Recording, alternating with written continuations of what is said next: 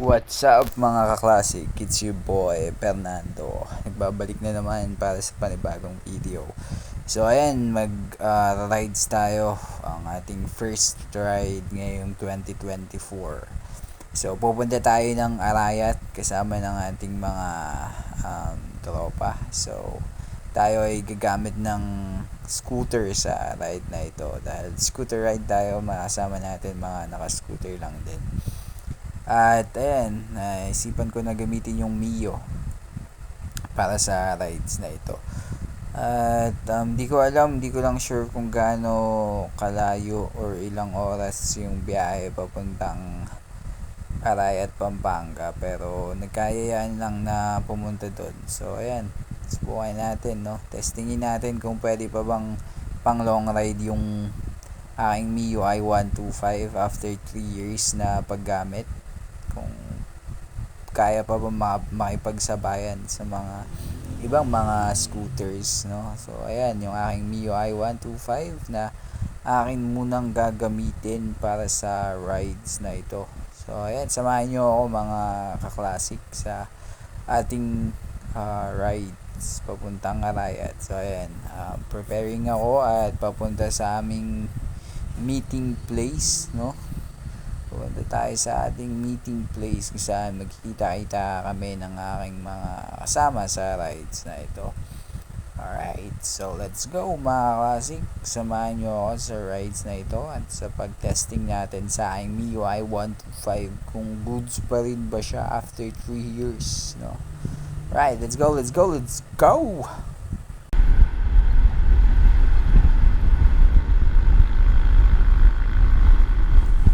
So on the way ako ngayon sa aming meeting place.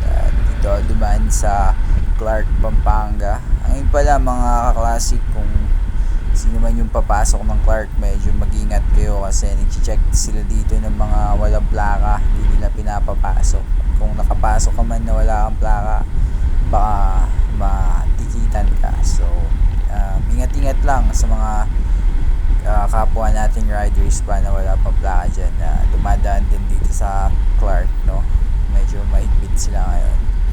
So ayun mga kaklasik, no, yung aking Mio i125, katulad na nabanggit ko kanina, 3 years na to sa akin at gusto kong subukan kung gaano pa siya katatag or katibay sa mga long rides na katulad nito.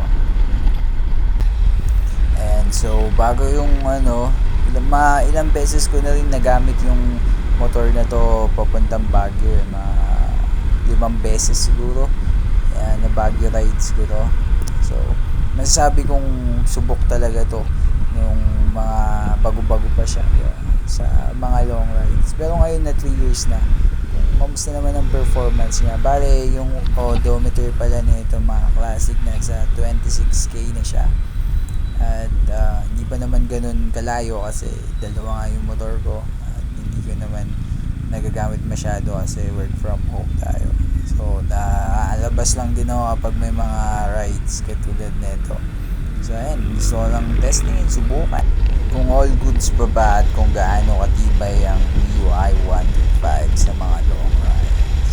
So di naman ganun kalayo yung Arayat, mga 1 oras lang yung pagitan niya galing sa bahay ko o sa apartment na tinutuluyan ko or dun sa meeting place namin. So dito pala mga kaklasik, no, nagkita-kita namin ng mga kasama ko sa rides at papunta na kami sa isa pang kasama namin. Mimit namin siya. And so sa mga panahon na yan, tumatakbo tayo ng mga nasa 100, no? Hindi naman kung gaano kaalog. Ayan, alright. So papunta na tayo sa isa pang kasama namin na kikitain namin bago tayo magtuloy-tuloy papuntang Arayat. Ayun, alright. So dito sa part na to na yan, kompleto na kami. Nandito kami ngayon sa may Santa Ines Road, Pamagalang. So magmamagalang kami, diretso na sa Arayat to. So ayan, ganda ng daan dito. Madalas ako dumadaan lagi dito nung dati, pero ngayon na lang ulit ako nakadaan dito sa kakasimula nito. Ewan ko kung makadaan ko dito. Pero dati, madalas beses ako ditong paulit-ulit na dumadaan. At ayun, ayos naman. Di naman ganun ka-traffic yung aming mga dadaanan papuntang Arayat yan. So, wala naman siguro magiging problema sa rides na ito. Smooth lang siya. At pangit pala ng pwesto ng camera ko, no? Kasi yung araw, tutok na tutok siya. So, sobrang liwanag lang, nakakasilaw lang yung kuha. Ganda pa naman sana ng point of view na yan kung hindi siya ganun kasilaw. Pero ayan, bakbakan lang talaga yung rides namin dito papuntang Arayat. Tumatakbo kami mga 100, 100 yun yan. Para mabilis lang din. Mabilis matapos ang buhay. Joke lang. Alright, yun yung kasama kong isa, si Brother Beach. Brother Beach na naka-ATV. Alright. Ayan, so bali 5 kami ngayon dito sa rides na to. Isang naka-click at isang Gravis at PCX and then ATV at ang pinaka-pogi sa lahat syempre na MIUI 125 na nakikipagsabayan pa rin sa mga malalakas na motor ngayon at partiga 3 years na tong motor na to, no?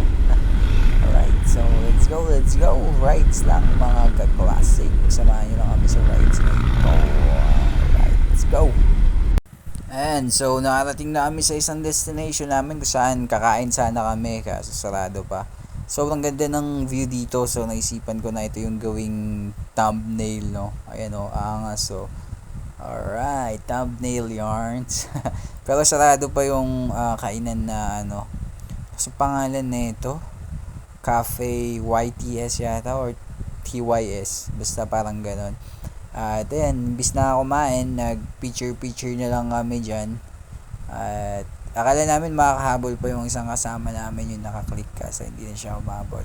So, ayan, katapos namin mag-picture dito, bumalik na din kami sa kalsada para biyahe ulit, backpack ulit. Mas papasok pa sa Mount Arayat. Yan mismo yung Mount Arayat. So, gusto namin mas lumapit pa sa bundok. So, yun, gini namin ulit papunta doon. Alright, let's go. Eto na mga classic, tanaw nyo na ba? Medyo malapit-lapit na, no? Malapit na kami sa paanan ng Mount Arayat. So, yan siya, yung nasa unahan kung nakikita nyo. Pangit talaga ng no? Pagkaalagay ko ng camera, tingnan nyo naman yung side mirror, nagre-reflect yung liwanag. Sobrang nakakasilaw lang. Angas.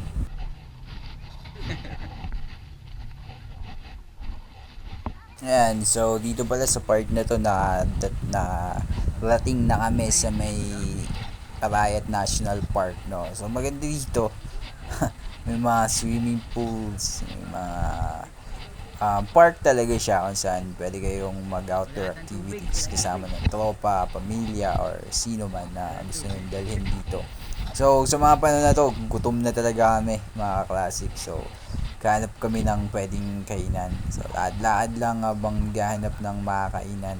Sama ko pa rin yung, bali 4 na lang kami dito kasi yung isa nga hindi na nakasunod. Kasi may ibang nilakad siya, may side trip siya kumbaga. So, ayan. Samahan nyo na kami sa paghahanap ng makakainan. Alright, let's go. Sama, let's go. May kilala po kayo man. Bang ano to pa.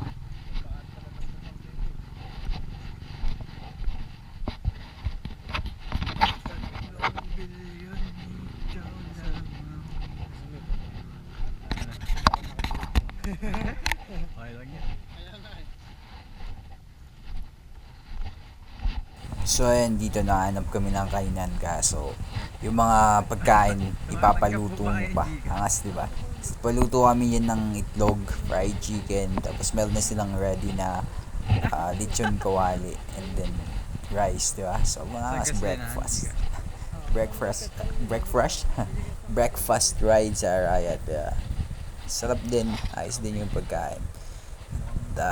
Yung tsaka kami kumain, no? Alright. So, mabubusog na tayo guys katapos ng isang biyahe na walang kain, walang tulog at gutom. Alright. Kala namin wala nung una eh. Kasi parang walang pagkain. Sa taas. So, yun.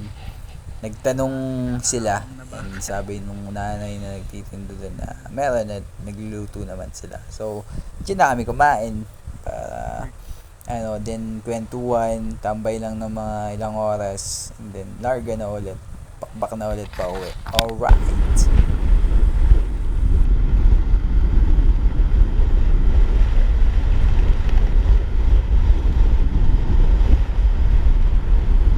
So ayan, dito sa part nito, pauwi na kami.